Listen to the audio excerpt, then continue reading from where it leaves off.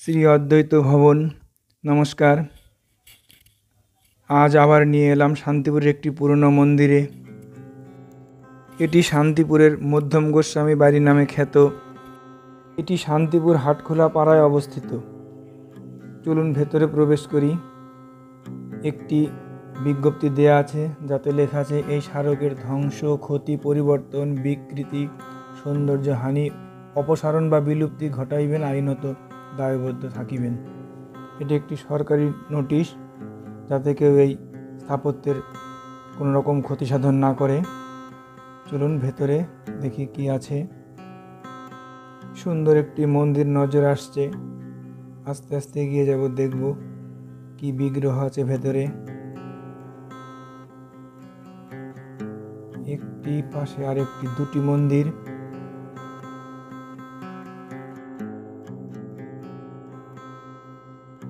সামনে এটি দুর্গা মন্দির।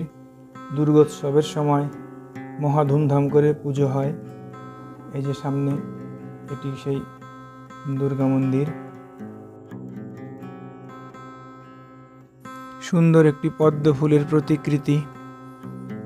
সম্ভবত এটি নাট মন্দির। মন্দিরের সামনে যেহেতু, কিন্তু উপরে কোনো আচ্ছাদন নেই, কারণটা ঠিক বুঝতে পারলাম না।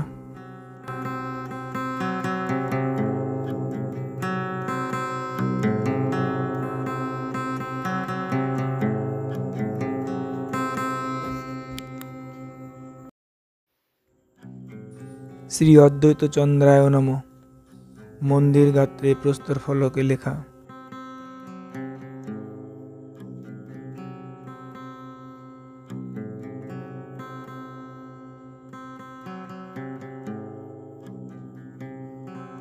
সর্বধর্মান পরিত্যাজ্য মাম একম শরণং ব্রজ।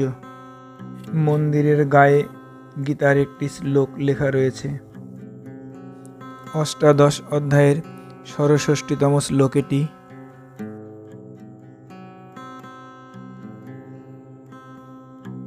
এটি অদ্বৈত চন্দ্রের মন্দির।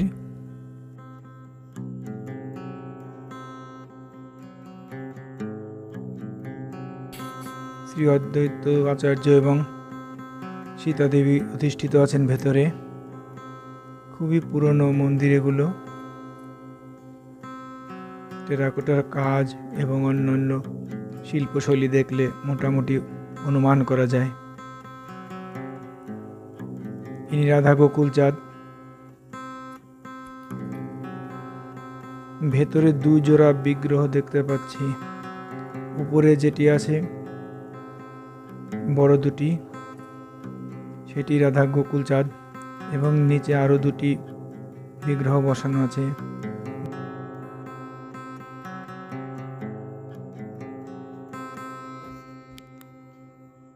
আছে শালগ্রাম শিলা, সেবা কার্যের নমুনাও দেখতে পাচ্ছি। বড় একটি শালগ্রাম শিলা বাহাতে। সেবা কার্যটি খুব সুন্দর, দেখলেই বোঝা যায়।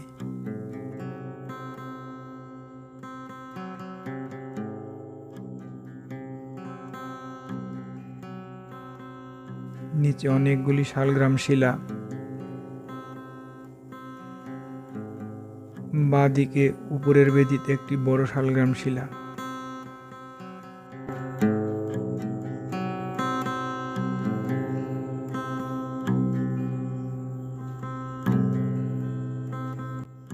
ওম নমঃ শিবায়।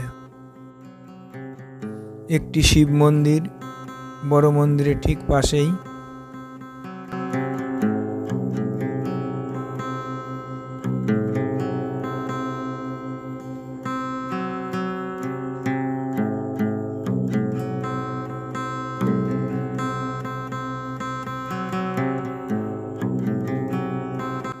এই মন্দিরটি বেশি দিনের পুরনো নয়। শিব মন্দিরটি খুব বেশি পুরনো নয়। সামনে হলুদ রঙের মন্দিরটি জগন্নাথ দেবের মন্দির। দেখাবো সেই মন্দিরের ভিতরে আর কি কি আছে।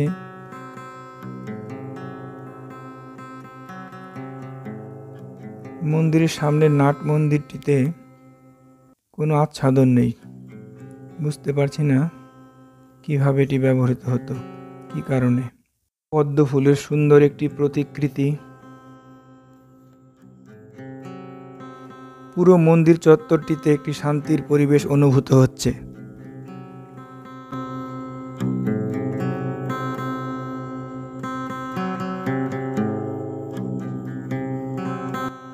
শ্রী শ্রী রাধা গোকুলচাঁদ জিউর মন্দির সংলগ্ন বকুল গাছের বেদি নির্মাণকল্পে অদ্বৈতাচার্যের বংশধর ক্ষিতিচন্দ্র গোস্বামী স্মৃতি রক্ষার্থে তৎপত্নী মহামায়া দেববা কর্তৃক এই বেদি নির্মিত হইল।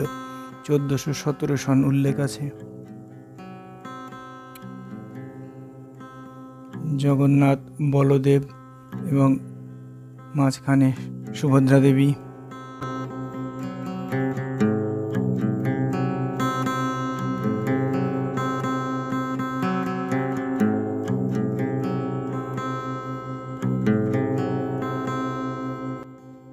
পাশের প্রকোষ্ঠে দাশরথী শ্রী রামচন্দ্র।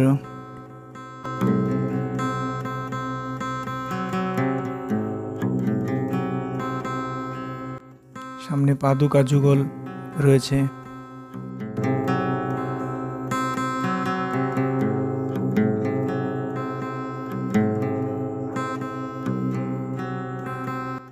তার পরের প্রকোষ্ঠে অধিষ্ঠিত আছেন শ্রী গৌরাঙ্গ এবং শ্রী নিত্যানন্দ।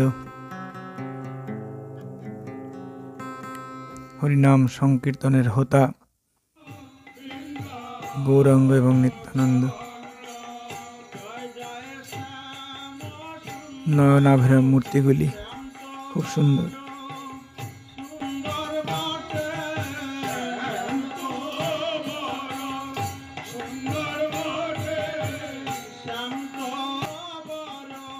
যোগীগণের ধ্যানের বস্তু ভগবানের শ্রী চরণ পদ্ম।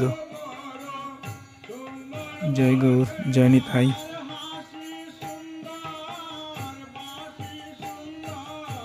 পুরনো কুড়িবর্গার ছাদ এগুলি।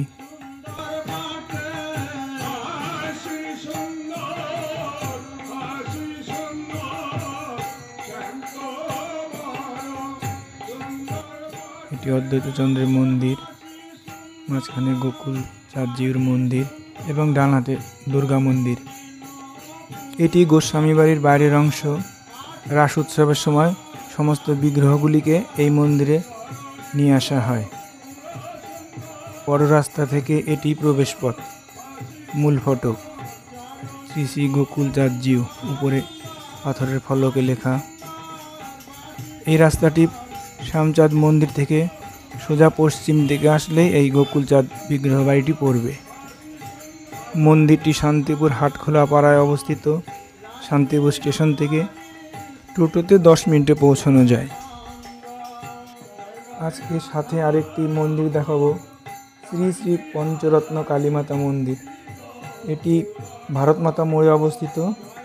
গোকুলচাঁদ বাড়ি থেকে বড় গোস্বামী বাড়ি যাওয়ার পথেই পড়বে। 500 বছরের পুরনো মন্দির এটি। মন্দিরটি ছোট্টর মধ্যে বেশ সুন্দর। আসুন ভেতরে। ওই যে উপরে বেদিতে অধিষ্ঠিত আছেন মা পঞ্চরত্ন কালীমাতা। বিগ্রহটির উচ্চতা খুবই অল্প, আনুমানিক 10 থেকে 12 ইঞ্চির মধ্যে হবে, কিন্তু খুব সুন্দর দেখতে। মন্দিরের সেবা কার্যটিও খুব সুন্দর।